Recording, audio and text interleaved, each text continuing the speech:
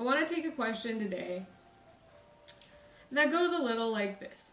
How can I stop feeling other people's feelings or being so tuned in? How do I stop taking on other people's energy so I can finally be free and, live my own life and not have to be bogged down in feelings every day? There are a couple of things I want to address here. Let's start with the first one. First of all, a huge pattern I've noticed in most people who are alive. I was going to say most people with the codependency wound, but guess what? Most humans who are alive have this codependency wound. The label is a little uncomfortable for me to use, but people know it, so I'm going to use it for now. Can you guys be a whole lot nicer to yourselves?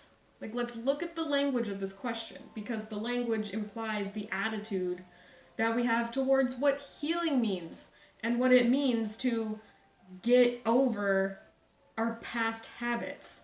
Our past is nothing to get over. There is not some future you that is better than current or past you. Healing does not look like recycling yourself into this brand new shiny package. So when we say, how can I stop feeling so much? Or how can I stop being so much? Or how can I stop gathering all these other people's energy? There's nothing to stop you. There's nothing to stop ourselves from doing.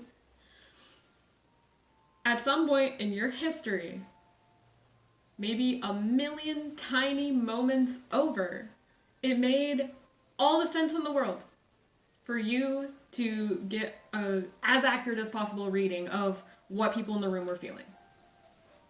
What your mom was going to do next. How's that person's tone?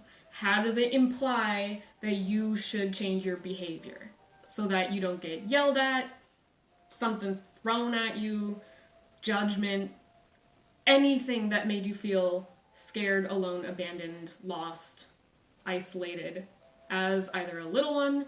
It follows us all the way into adulthood. Some of us still feel those really scary feelings. We feel like the tension come right back into our bodies when there's tension in a room. So all of what you used to do, all of what you still maybe do, all of what you will continue to do in the future, because it might be where your body feels safe for the next many, many years, it all makes sense. Integration is way, way, way more healing for folks who have the tendency to, quote unquote, feel too much, rather than trying to stop our old behavior. So let's rephrase this. Ask yourself a totally different question. Instead of, how do I stop feeling so much? How do I stop gathering other people's energy? Ask yourself things that validate your past. When did I first start to feel like it was necessary for me to start reading a room? What kind of events triggered it? What positive payoff did it give you? Because it probably did something really good for you. It made sense. Everything you used to do, everything you will do, everything you do now makes sense. There's nothing about you that you need to change or fix. So please be kinder. Please ask yourselves questions that are more open-ended, that don't subtly imply that you're this broken, gross, needy person who wants to stop being that way. You need to be seen for who you are in a really safe, cozy environment. And that's how we start to integrate. Integration, by the way, it just means that we start to see all of the events in our past as helpful. Or not even if you can't see them as helpful, because sometimes our past is really, really quite horrifying for a lot of us who suffered from abuse. It happened and it made you who you are. It made you a resilient person. It made you have to find certain qualities in yourself. So acceptance over, this kind of subtle rejection of the qualities that we've embodied in order to survive. So that's step one. Please ask yourself kinder questions that ask you to go a little deeper and be a little kinder to yourself and be more curious, rather than how do I stop? I'm so exhausted by myself. I hate how much I feel. I've had quite a few clients actually say that to me, I just want to be done feeling. Just stop it, stop the waterfall. Makes sense, and that's definitely like an intense, it's a broken heart kind of pain to sit with. But it doesn't need to be changed. It's heartbreaking to me to think that someone wants to change that.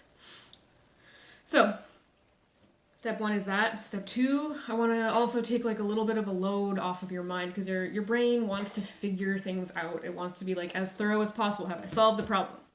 So we're really, when we're in the mind frame of like other people's emotions are going to be things that I figure out for them, we're way too much in the fixer chair in our relationships. And at the end of the day, unless we ask a really specific question to someone about how they're feeling and they give us a really good, solid, honest answer that we can trust, we're never really going to know how other people are feeling. So to sit there and say, like, I must read all of you because I'm going to be the only one in the room who can do that well, who can figure it out, we're assuming that we're right. And even the most well-trained, like, body language expert out there will always say, like, you know, this kind of body language probably means this. This kind of tone of voice probably means that. But they don't know. So you never know what other people are feeling. So it's not a fact. In my experience, it's really relieving to be able to catch myself when I'm sitting there thinking like, oh my god, so-and-so is getting mad. Oh, they're like getting into that tone of voice. I can see where this is going. They're going to blow up soon. And to just say, you know what, I don't know this.